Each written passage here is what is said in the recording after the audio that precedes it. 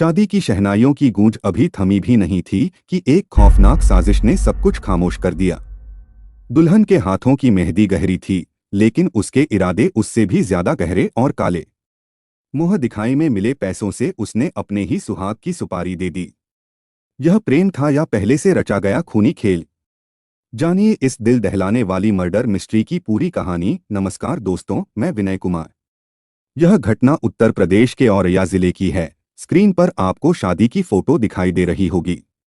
यह जो दुल्हन है उसका नाम प्रगति है और जो दूल्हा है उसका नाम दिलीप है। यह इन दोनों की शादी की फोटो है। लेकिन जो सबसे चौंकाने वाली और दिल दहला देने वाली बात है वह यह कि प्रगति को मुंह दिखाई में जो पैसे मिले थे उसी रकम से उसने अपने नयनवेले पति की सुपारी दे दी।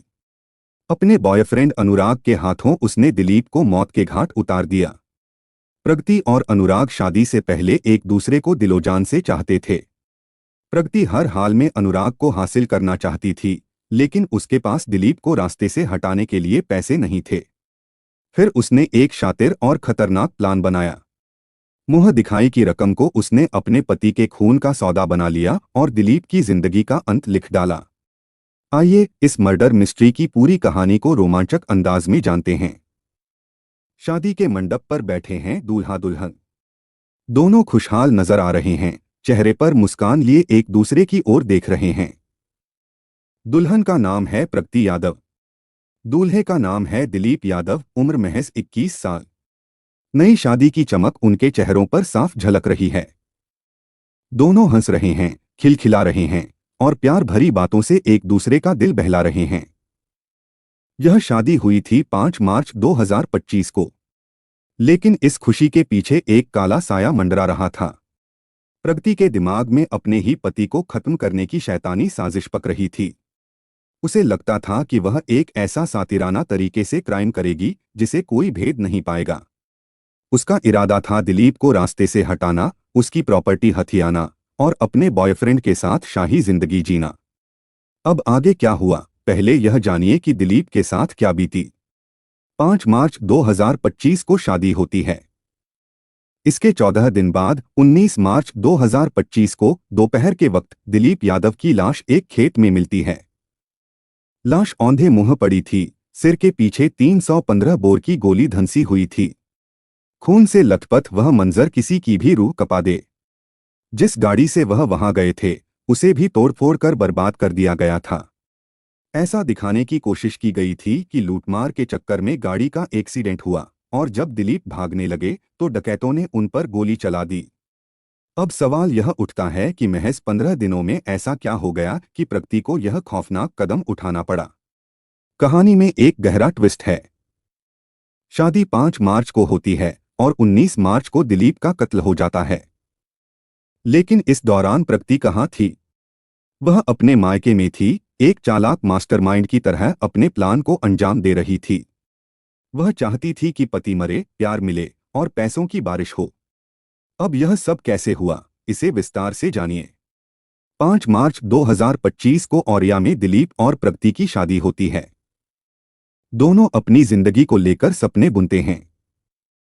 6 मार्च 2025 को बारात दिलीप के घर वापस पहुंचती है। शादी को 4 दिन ही हुए थे कि 10 मार्च 2025 को प्रगति अपने प्लान के तहत मायके चली जाती है, बहाना बनाकर कि उसे होली मनानी है। लेकिन असल में उसके दिल में कुछ और ही आग जल रही थी। प्रगति का 4 साल पुराना रिश्ता था अनुराग उर्फ बबलू यादव के साथ, जो उसके गांव का ही था। 4 साल से दोनों एक दूसरे के लिए पागल थे। शादी के बाद प्रगति अपने बॉयफ्रेंड से दूर हो गई थी और यह दूरी उसे बेचैन कर रही थी। शादी के 4 दिन बाद ही वह मायके भागी ताकि अनुराग से मिल सके और अपने इरादों को हकीकत में बदल सके। लेकिन कहानी यहीं खत्म नहीं होती। शादी से पहले का एक और राज खुलता है। जब प्रगति और दिलीप की शादी फिक्स हुई थी तब अनुराग ने प्रगति से कहा था, मैं तुमसे प्यार करता हूं, तुम किसी और के साथ शादी कैसे कर सकती हो। प्रगति ने एक परफेक्ट क्राइम वाली कहानी सुनाई। उसने ये कहा कि देखो, जो मेरी दीदी है जिनका नाम पारुल है, उसकी शादी भी दिलीप के बड़े भाई संदीप से हुई है। अब क्योंकि दोनों बहनें एक ही घर में जा रही हैं, और ये जो पूरा परिवार है, जो दिलीप यादव संदीप यादव का जो पूरा परिवार है, एक करोड़पति परिवार है और इनका एस यादव क्लीन सर्विस के नाम से एक दुकान भी है। कई सारी जमीनें भी हैं। अगर मैं इनके घर में शादी कर लेती हूँ तो हम बहुत जल्दी अमीर बन जाएंगे। जिस तरीके से जो मेरी बहन है वो एक बिल्कुल अच्छी जिंदगी जी रही है। पहले मायके में एक ऐसी जिंदगी जीती थी, अब वो जब से ससुराल गई है वो बहुत बेहद ज्यादा खुश रहती हैं। अच्छी जिंदगी उनकी चल रही है। तो मैं भी चाहती हूं कि हम लोग भी एक अच्छी जिंदगी जिए। इस पर अनुराग कहता है कि देखो तुम्हारी शादी किसी और मर्द के साथ हो रही है, तुम अच्छी जिंदगी खुद तो जी लोगी, मेरा क्या होगा। इस पर जो प्रगति है वो कहती है कि तुम फिक्र मत करो, मेरे पास बिल्कुल एक परफेक्ट प्लान है। उस प्लान में तुम्हें मेरा साथ देना है। अब साथ देने की जब बात आती है तो उस जो अनुराग को लगता है कि जो उसकी गर्लफ्रेंड है, जिसकी अभी अभी शादी हुई है, वो चाहती है कि उसके साथ ही रहे। अब जब शादी हो जाती है, जैसे ही ये लोग मायके वापस आती है प्रगति, ये अपने बॉयफ्रेंड से कहती है कि चलो अब बारी है अपने प्लान को अमल में लाने की। तुम्हें सुपारी किलर के जरिए मेरे पति को मौत के घाट उतारना है, क्योंकि मैंने उससे शादी तो कर ली है लेकिन मैं उसे अब प्यार नहीं कर पा रही हूँ। अब यहाँ पर जो प्रगति है वो लगभग कहती है कि तुम किलर ढूंढो जो उसे मार सकता है, या तो तुम खुद ही मार दो।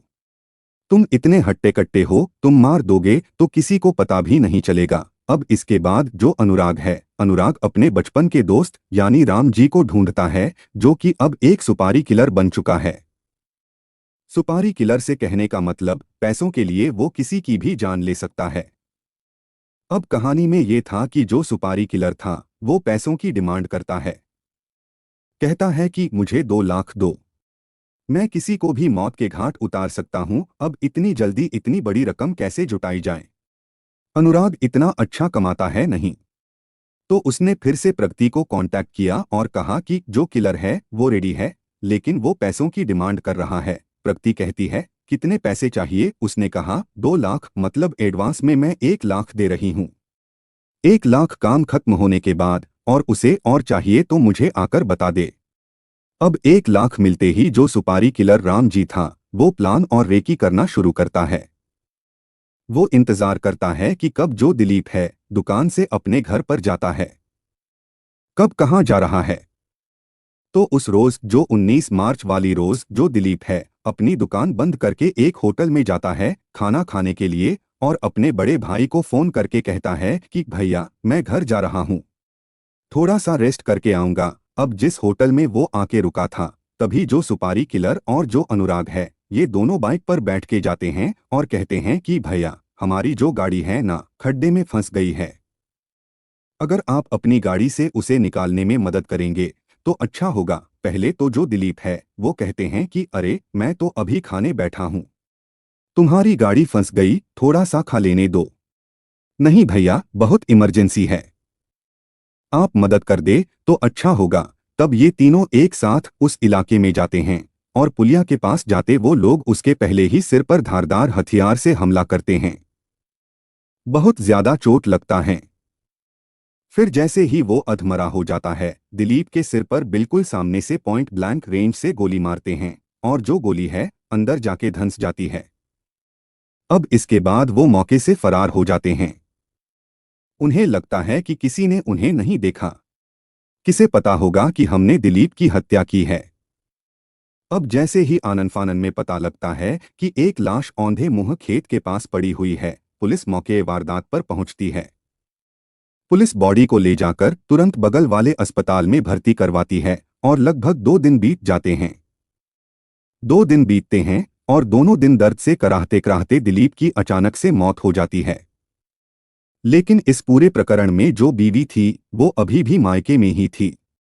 पति की गोली लगने के बाद जो बीवी प्रगति है वो पति को देखने अस्पताल नहीं आती है। जब उसे लगता है कि उसका पूरा जो प्लान है सक्सेस हो चुका है, पति के मरने के बाद वो 21 मार्च को वापस ससुराल आती है और इस तरीके से रोती है कि सबको लगता है कि हो ना हो बीवी बहुत ज्यादा दुख में है। नई नई शादी हुई है, महज 4 से 5 दिन ही वो अपने पति के साथ रही है। और तुरंत ही अगर किसी की ऐसी मौत हो जाए तो हर किसी को बीवी को सांत्वना देने का मन करता भी है। इधर जो पुलिस वाले थे, जो जांच पड़ताल कर रहे थे, उन्हें लगा कि ऐसा कैसे हो सकता है कि कोई किसी को गोली मार दे, ऐसा दिखाने की कोशिश करे। और जिस तरीके से गाड़ी का जो एक्सीडेंट किया गया, दिखाने की कोशिश थी कि लूटमार की गई है। जब पुलिस सीसीटीवी फुटेज खंगालती है तो पहली बार अनुराग का जो शक्ल है वो सामने आता है। पुलिस उसके बारे में छानबीन करती है तो पता लगता है कि अनुराग जानने वाला है प्रगति का। अनुराग से पुलिस अच्छे तरीके से पूछताछ करती है और तब जाकर अनुराग मुंह खोलता है कि हाँ, मेरी दोस्ती है प्रगति से, जो दिलीप की बीवी है। बातें चल रही है, लेकिन अभी तक किसी ने गुनाह कबूला नहीं है। और ये जो दोनों लड़के थे, ढीठ इतने थे कि इन्हें जितना भी पुलिस पूछताछ की जाए अपना मुंह नहीं खोल रहे थे। अब बारी आई मैडम की। ये मुंह छुपाते हुए कभी घूंघट नीचे, कभी घूंघट डाल, और चेहरे पर कोई अफसोस नहीं है। जैसे ही पुलिस पूछती है कि प्रगति मैडम, जरा बताइए, आपके पति जो मरे हैं उसके पीछे कहीं आपका हाथ तो नहीं है? प्रगति पहले आनाकानी करती है, लेकिन जब उससे पूछताछ की जाती है कड़ाई से तो टूटती है और कहती है कि हाँ, मैंने ही अपने पति को मारा है। आप मुझे मत मारिएगा, मुझे थप्पड़ से चोट लगता है। आप ये सारी चीजें मेरे साथ मत कीजिए। मैं हर एक अपना गुनाह कबूलने को तैयार हूँ, क्योंकि मुझे प्यार किसी और से था।